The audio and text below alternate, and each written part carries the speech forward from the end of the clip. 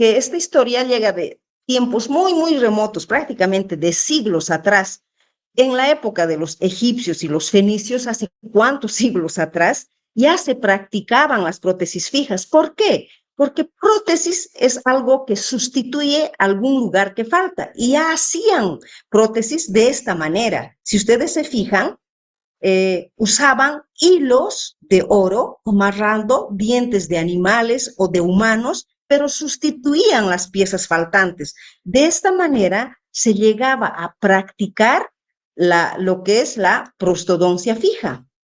Los etruscos que viven en el siglo IV y IX antes de Cristo, estos ya usaban bandas en lugar de hilos. Prácticamente ya las prótesis eran más estables, porque estas prótesis donde se amarraban con hilos de oro eran solo para sonreír, en otras palabras, no eran muy funcionales, sino más estéticas. Pero fíjense, en ese tiempo ya les interesaba también la parte estética.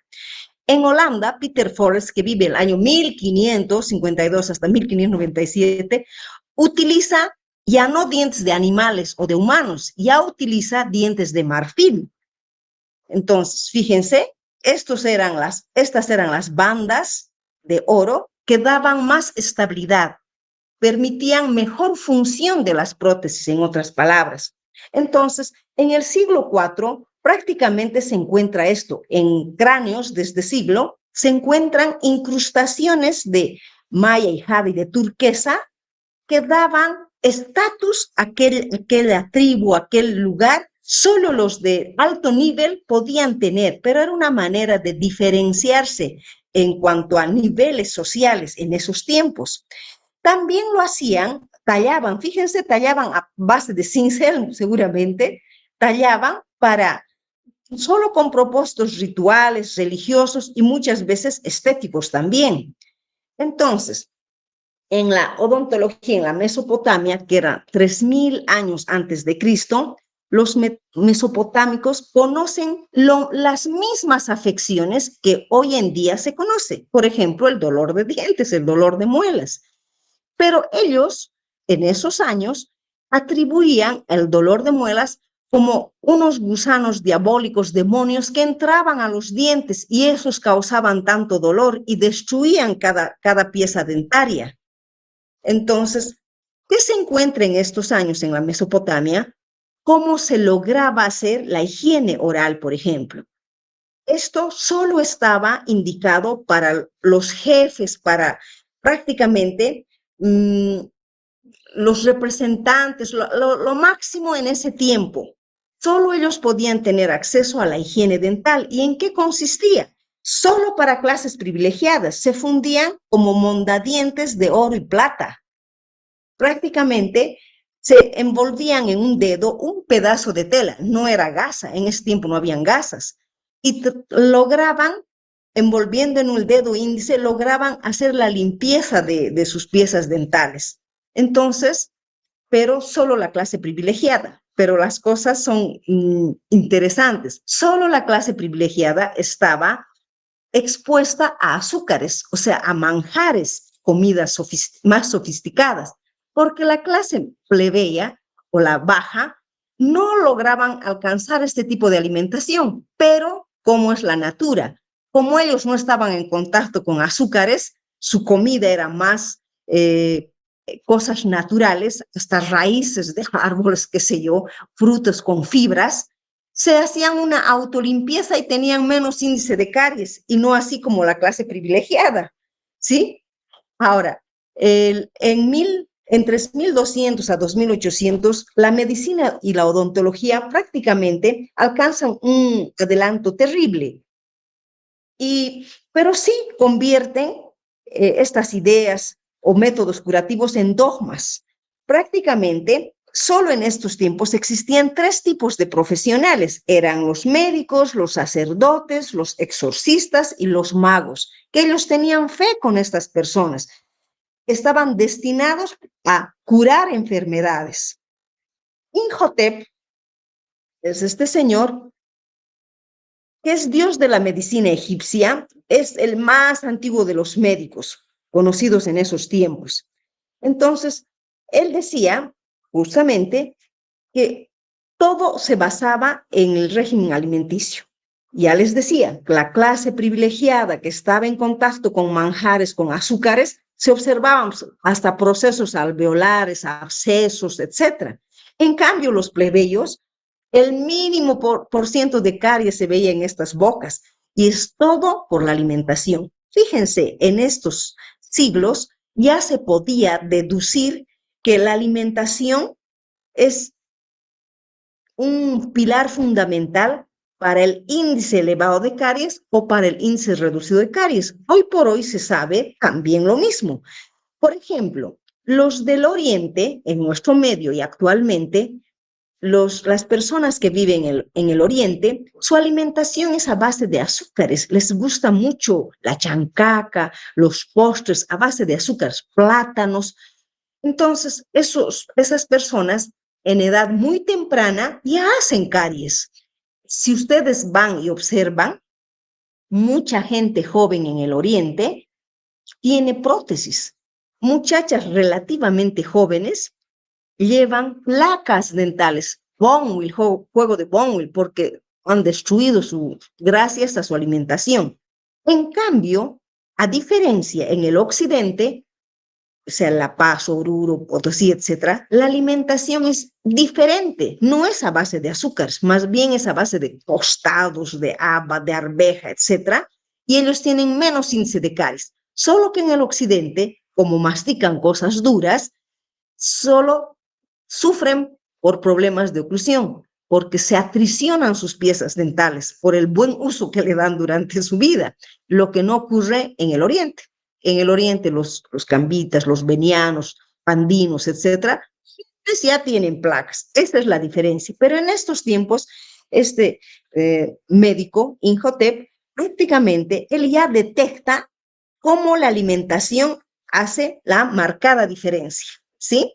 En los papiros Ebers, que es lo único de documento que se encuentra de estos tiempos, que es la única y la principal fuente de información, dice en estos papiros que la terapia odontológica encuentran que estaba basado en base a inciensos, a comino, miel, cebollas, leche de vaca, azafrán, dátiles, o sea, plantas que les aliviaba el dolor. Hacían colutorios, o sea, buchadas con esto, o masticaban, por ejemplo, a plantas medicinales como la chipa, me acuerdo, se masticaba la hojita, el clavo de olor.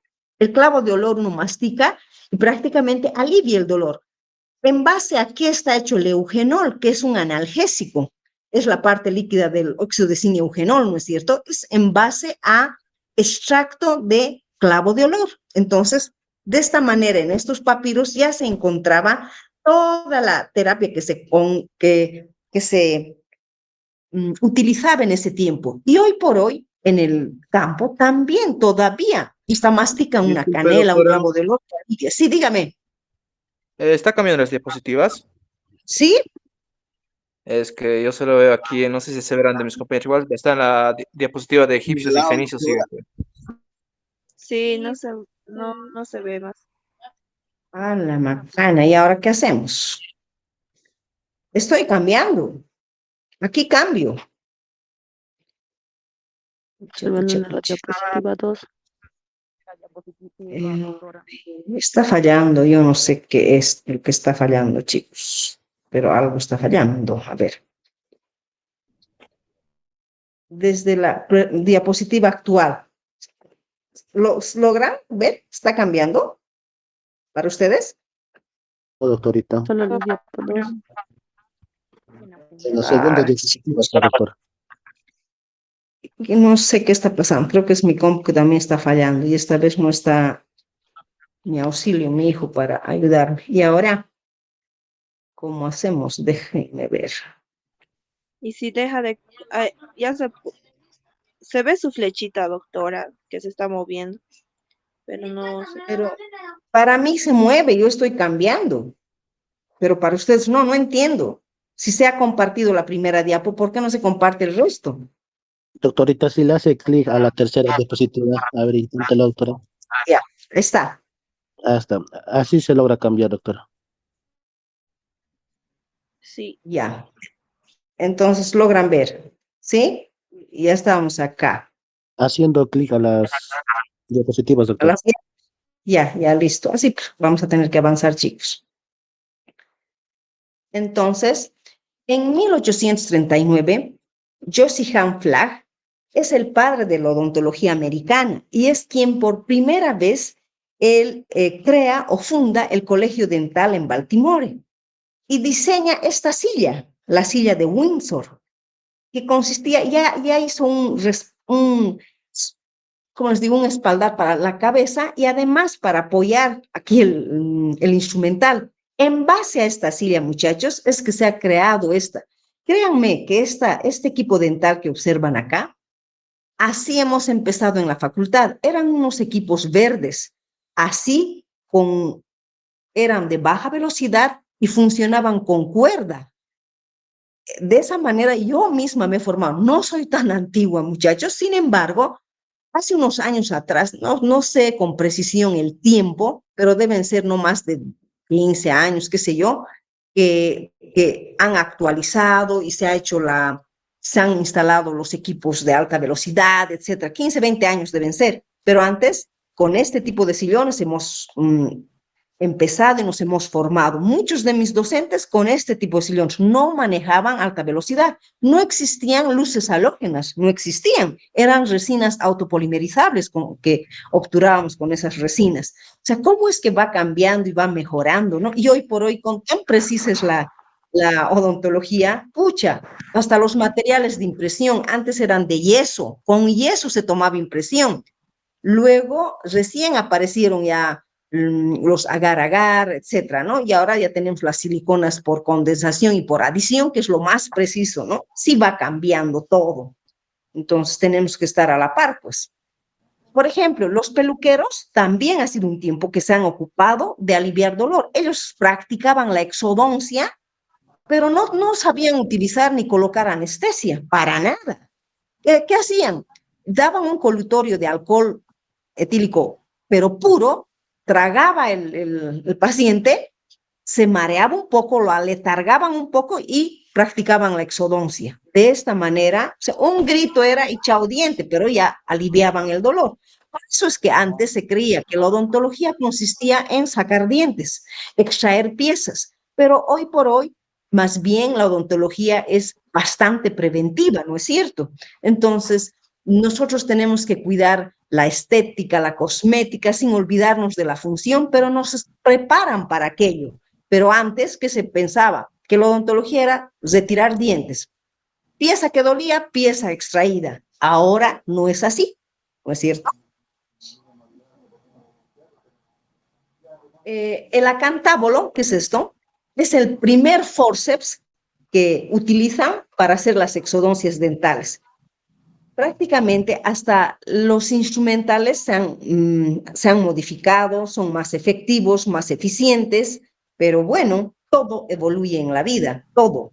Y ahora con la excesiva información que se tiene, ya es demasiado, ya uno se marea, hay una información ya extrema que ya no da tiempo al ser humano a prepararse y estar al día en todo, porque ustedes más que yo saben, con tanta tecnología, no necesitamos ya ni bibliotecas, ¿no es cierto? Antes solo de bibliotecas podíamos estudiar.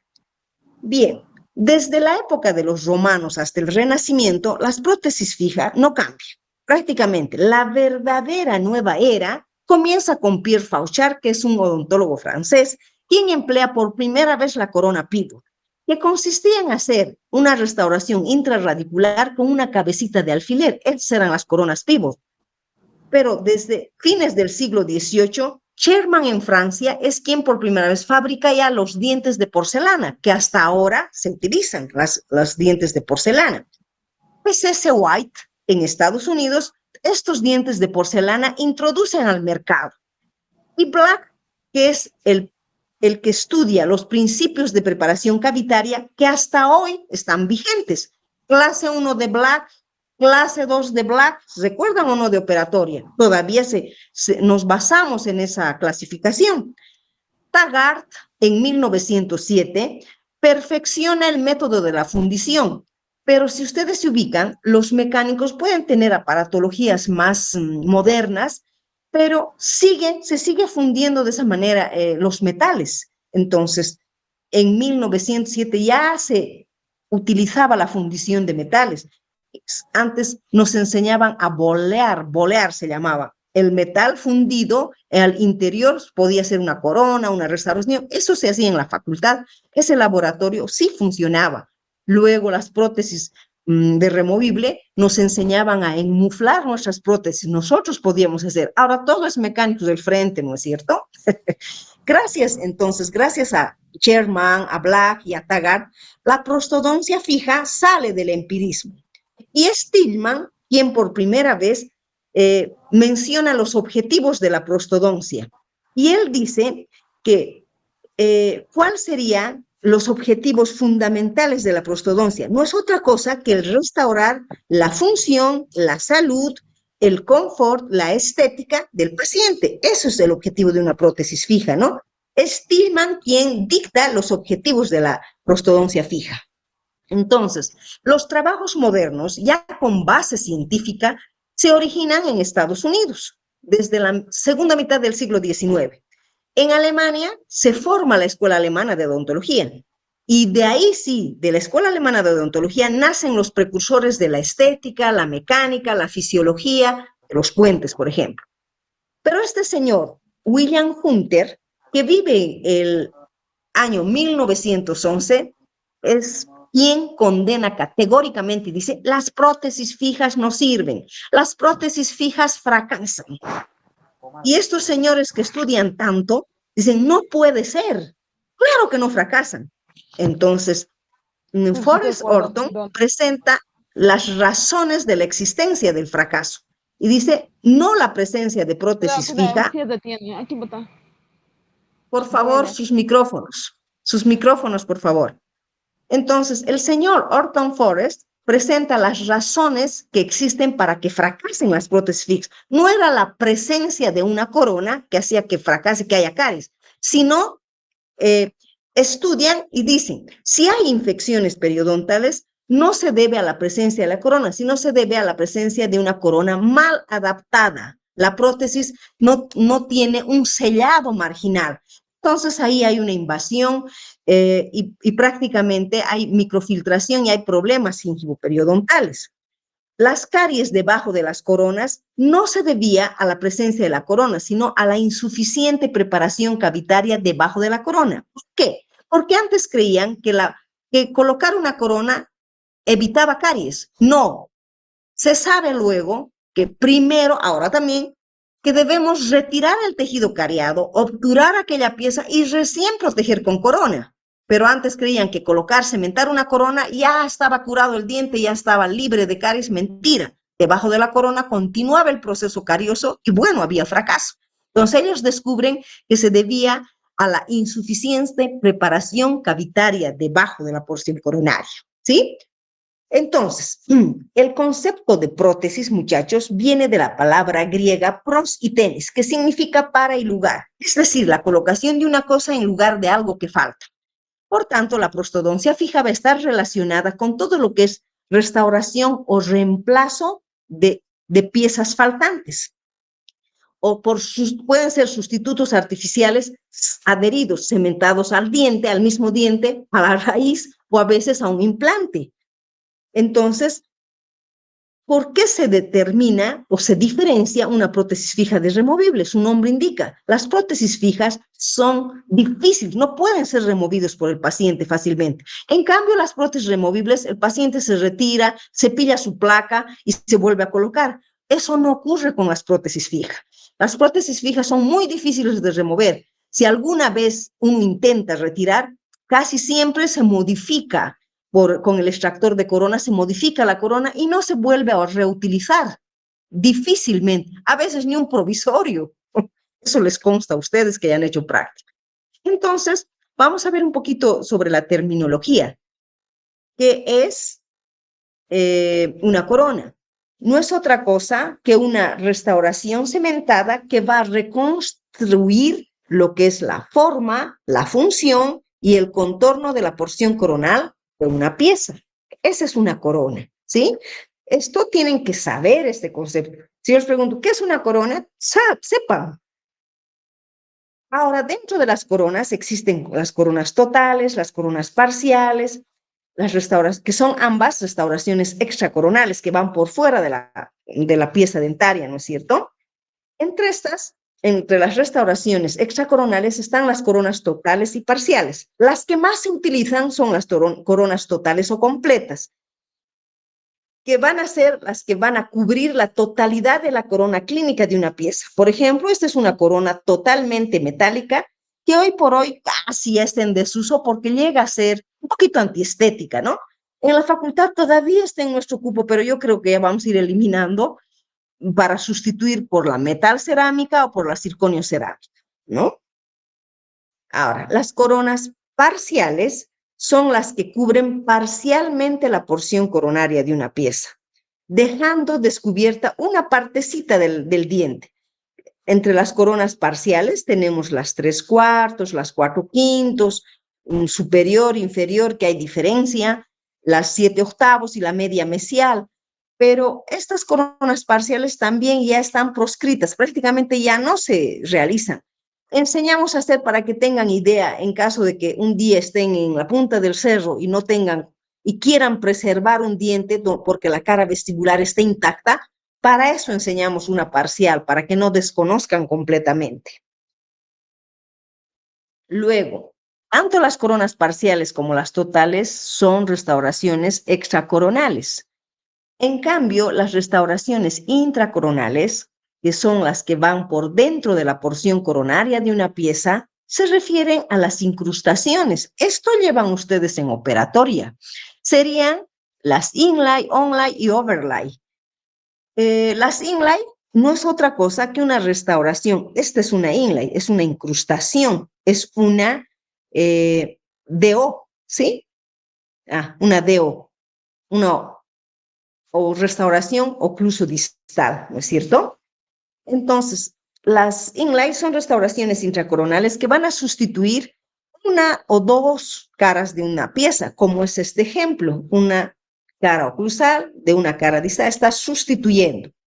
En cambio, las onlay no solo sustituyen una o dos paredes, las onlay cubren cúspides más, son más grandes que las inlay, ¿sí? Una MOD cubriendo cúspides es una onlay. Y las overlay prácticamente son más grandes que las onlay. Voy a enchufar un ratito está para descargarme.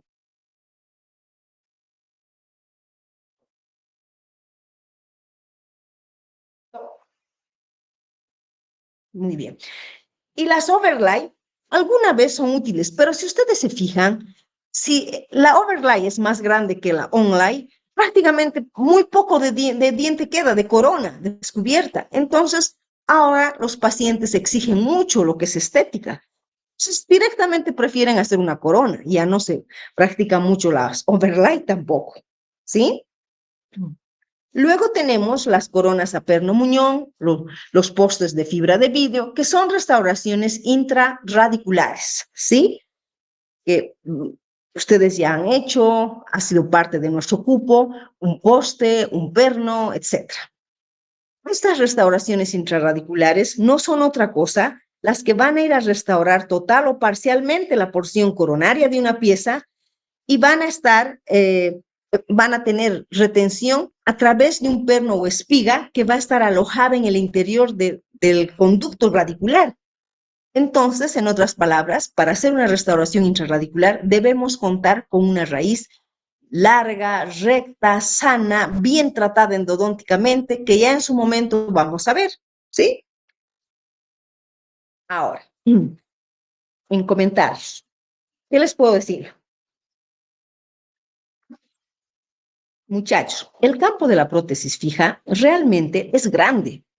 No es solo una coronita, porque tenemos fija 1, fija 2 y fija 3.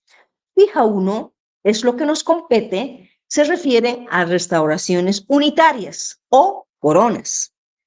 Fija 2 ya se refiere a los puentes. Estos no solo sustituyen una o dos paredes de un diente, sino sustituyen una o dos piezas faltantes. Y fija 3 ya se refiere a la rehabilitación a veces de casi toda la cavidad oral. Es decir, que el campo de la prótesis fija abarca desde la restauración de un único diente, desde una incrustación así de chiquita, es prótesis la incrustación, porque está sustituyendo 2 paredes faltantes o una pared faltante, es una prótesis. Abarca desde lo más pequeño a lo más grande, y lo más grande sería esto. Prácticamente lo que va a rehabilitar va a mejorar la altura vertical del paciente, va a proporcionar estética, va a mejorar la oclusión y además va a proporcionar la función y va a lograr un buen confort estético en el paciente y sobre todo la capacidad masticatoria disminuida. Entonces, todo esto, al sustituir tantas piezas faltantes y mejorar la estética, prácticamente la parte psicológica del paciente también va a mejorarse, porque no crean que afecta la pérdida de las piezas dentales. A ver, de repente, por un accidente de bicicleta, de moto, lo que fuera, pierdan sus piezas dentales, todo el grupo antero superior, ¿cuánto va a modificarse su facies? Se modifica su cara, su sonrisa, les disminuye psicológicamente, no van a sonreír a carcajadas mostrando su ventana de ninguna manera. Entonces, ¿cómo la prótesis fija puede abarcar de lo más pequeño a lo más grande? ¿Sí? Y el éxito de las restauraciones, ya sean de metal, de cerámica, de circonio cerámica, que es lo último que se tiene, o las de porcelana, prácticamente cualquier restauración va a iniciarse por un buen diagnóstico. Se debe comenzar por un buen diagnóstico, certero, un diagnóstico correcto. En base a este diagnóstico se tiene que planificar los pasos a seguir. Eso se llama un buen plan de tratamiento.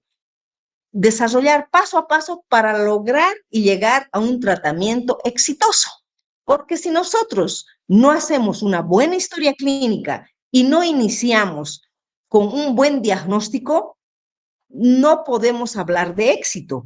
Si mi diagnóstico está equivocado, ¿cómo voy a llegar o a finalizar el tratamiento con éxito? Si, por ejemplo, si no he sabido diagnosticar y se trata de un 4º grado de caries, allí esa pieza ya está necrosada, y ustedes tallan nomás, ni se han dado cuenta que se trata de una necrosis, colocan su corona.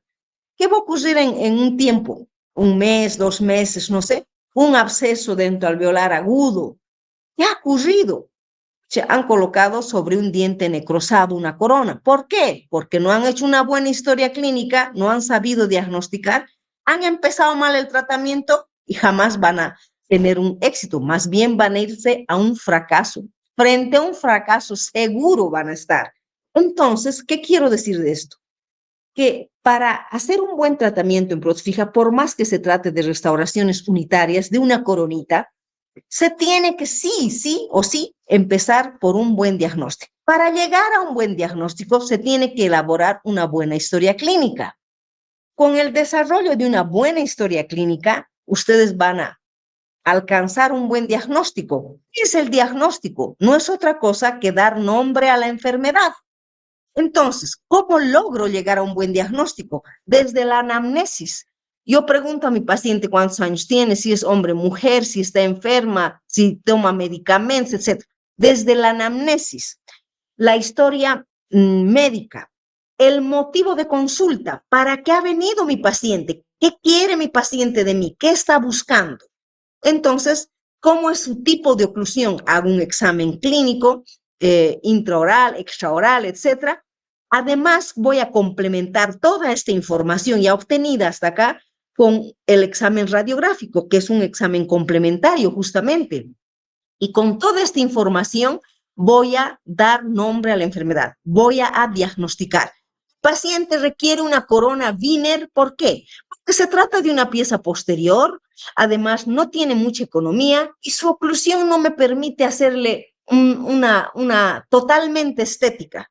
Ni su economía ni su oclusión me permite. Entonces voy a hacerle una Wiener. Ustedes tienen que saber diagnosticar. El punto de partida es un buen diagnóstico y de acuerdo a eso ya planifican, hacen su plan de tratamiento para llegar a un tratamiento exitoso. Y en esto, en prótesis fija, la fase de tallado o de preparación es importantísima. ¿Por qué? Porque si no fuera importante, muchachos, ¿para qué se les enseñara a tallar correctamente? Les diríamos, taje ese diente en forma de pelota, haga este canino como una lanza o una punta de lápiz. Y no, todo tiene su razón de ser.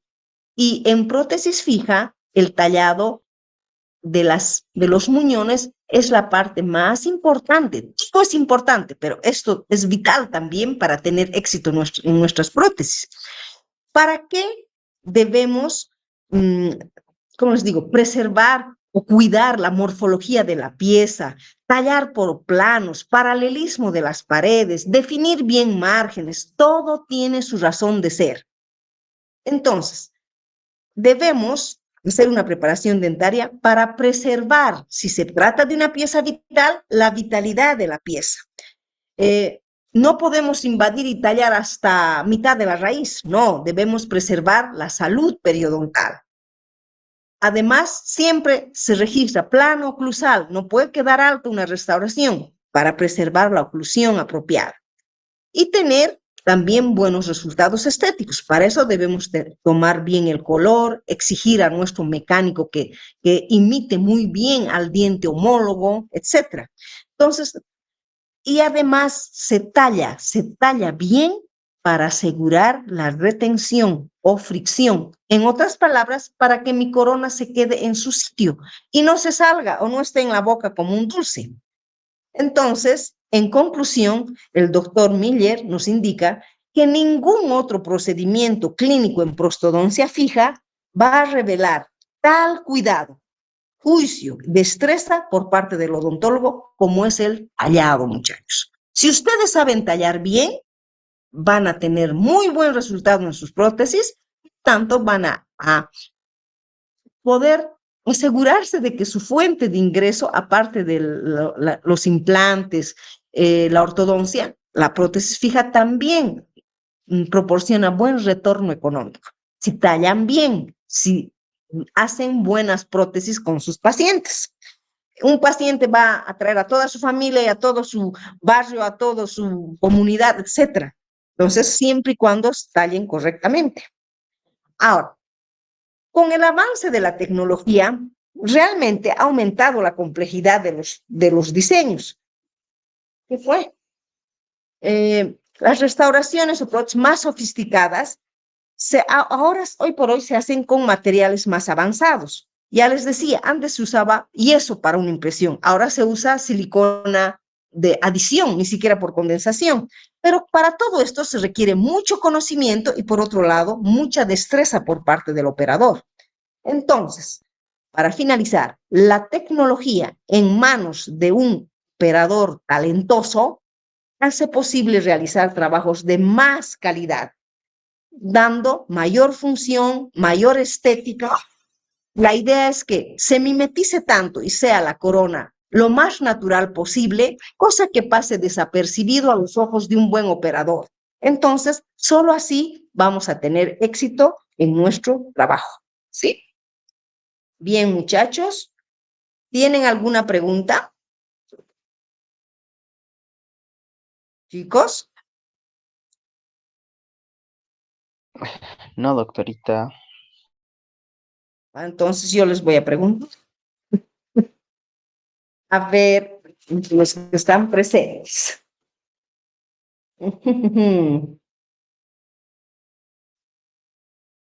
Cruz Darlín, Doctorita, yo tengo una duda. dime.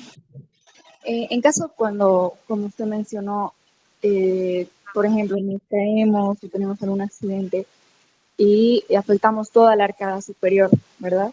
En ese Sí, caso, ¿no sí. es conveniente hacer una placa removible, hacer una, digamos, Dependiendo del número de piezas faltantes. Si por accidente pierdes los 4 incisivos, puedes apagar tu micrófono. Si pierdes los 4 incisivos, prácticamente tienes que pensar, dependiendo de la edad del paciente, dependiendo de la economía del paciente, ello proporcionaría implantes. Pero si mi paciente no puede pagar implantes, entonces debo planificarle una placa. No puedo hacer un puente que vaya de canino a canino porque no va a cumplir la ley de Ante. Eso ya es fijadoso. Para cumplir la ley de Ante y hacer un puente de canino a canino, debo tomar los primeros premolares más. O sea que debo tallar 4 dientes, los 2 caninos y los 2 primeros premolares, es decir, la pieza 13, 14 y la 23, 24. Si tú haces una relación costo-beneficio, ¿cómo voy a tallar 4 dientes para sustituir 4? Directamente, si mi paciente no tiene ningún cuidado porque ha perdido las 4 piezas anteriores, prácticamente igualito va a llegar a ser portador de removible a la larga. Entonces, ¿qué es lo que hago? Si tiene plata, le hago implantes, prótesis sobre implante. Si no tiene, le hago una prótesis parcial, una Roche, ¿sí? Pero no pienso hacer de fija, solo implantes podría proporcionar, nunca hacer un puente en extensiones largas. El mejor puente es el que sustituye una hasta 2 piezas faltantes. 3 y hay que valorar muchos otros factores, ¿sí? ¿Está respondida su pregunta? Sí, sí, doctora, muchas gracias. ¿Ya? ¿Alguna otra pregunta, chicos? A ver.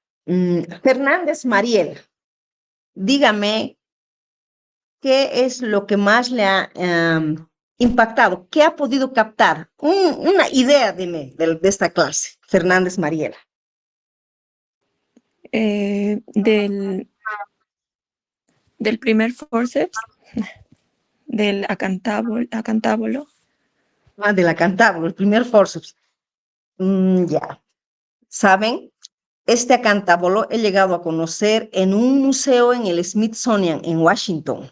Y les comento, un museo que puede uno visitar durante 2 semanas, pero en el área de medicina, donde está también odontología, ahí se ve todo una carpeta, o sea, ¿cómo les digo? Un maletín de los primeros instrumentales, y ahí estaba el acantábulo. Yo he tomado esta foto para poder obtener, pero lo que más me impresionó fue la evolución del ser humano, cómo habían 4 molares antes y la mandíbula era más larga, incluso habían pelos en la cara. A medida que iba pasando el tiempo, se modificaba la alimentación y ya habían solo 3 molares y la cara era menos prominencia, menos prognático. Y hoy por hoy, ¿cómo es el ser humano? Entonces, ¿qué es lo que observé aquella vez? Me impresionó. Vi esqueletos cuando el ser humano caminaba de 4, así agachado, con sus manos largas. Luego, así como de 3, más erguido. Luego de 2, que es lo que somos. Entonces, recuerdo que en aquel museo eso me impresionó. Y también esta maleta de los primeros instrumentales, como es el acantábulo. Bien, Fernández. A ver, otra persona, algo más. Guaya Saúl. ¿Qué es una corona para usted? Sí, doctorita. Según, según tengo entendido, la corona eh, Dos es palabras. algo prácticamente para salvar un diente, ¿no? Para, digamos, si un diente está totalmente destruido, una solución sería para salvar, no sé, doctorita. Mejorar, Sí, restaurar. restaurar. ¿Alguien más puede ayudar a Saúl? ¿Qué entienden por una corona? Es una restauración que cementada, que va a reconstruir la pieza. Eso. Reconstruye la porción coronal de una pieza, ¿sí? Puede reconstruir 1 o 2 paredes, puede sustituir, ya sea por fractura o por caries de una corona dentaria. Uno restaura, rehabilita y protege con una corona, ¿no? Bien. A ver, una persona más. Pinto Yasmín. Dígame, ¿qué tipo de restauraciones unitarias conoce?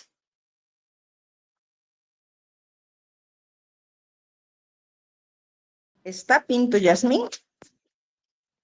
¿O le pongo triple falta? Sí, Sí, doctora, aquí ¿Qué estoy. tipo de restauraciones unitarias conoces? En otras palabras, ¿qué tipo de coronas conoces? Corona es sinónimo de restauración unitaria. Restauraciones plurales es sinónimo de puente, ¿sí? Cuando hablamos de restauraciones unitarias se refieren a las coronas. ¿Qué tipo de coronas conoces? Ah, la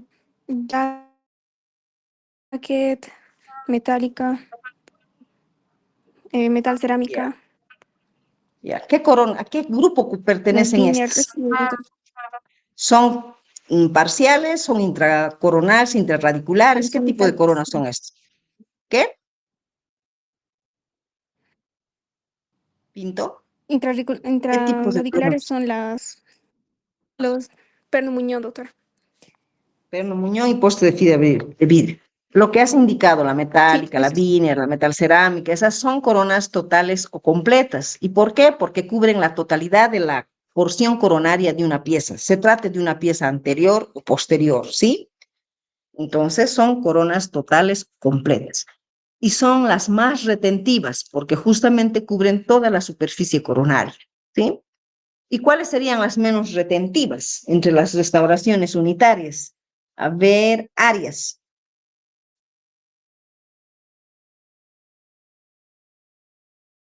Arias. Arias Silvia.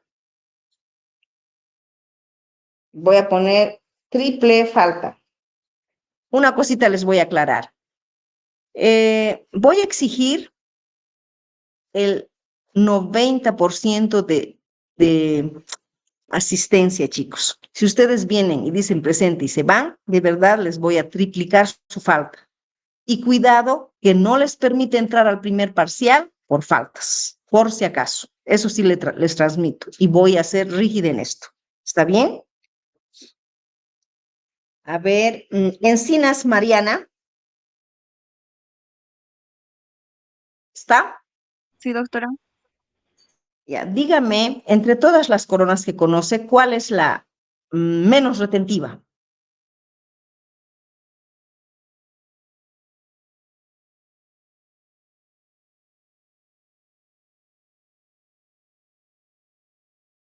Encinas.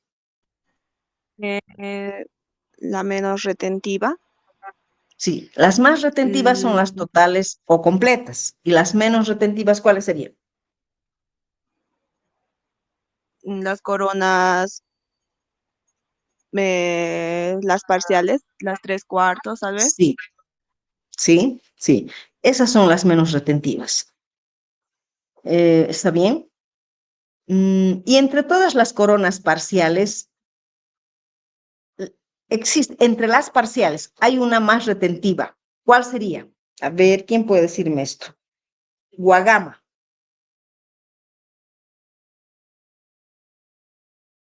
Guagama Giselle, ¿está? Sí, doctorita. Hay Entre una todas corona, las coronas parciales, ¿cuál sería la más retentiva?